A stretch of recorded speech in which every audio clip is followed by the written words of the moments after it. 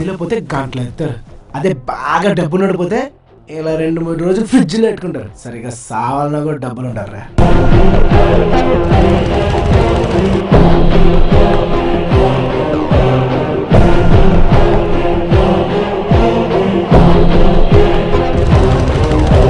Scene గాని పెద్దగా చదివిద్దాం, దాని కోసం కిడ్నీలు ఇస్తాను, కడుపులో ఏమున్నా అమ్ముకుందాం.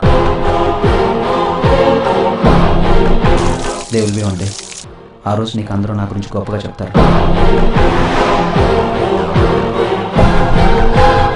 ఏ ఉద్యోగానికైనా ఎంత ఎక్కువ అనుభవం ఉంటే అంత ఎక్కువ జీతం వస్తుంది. మందొక్కటే, ఎంత తక్కువ అనుభవం ఉంటే అంత ఎక్కువ డబ్బులు వస్తాయి.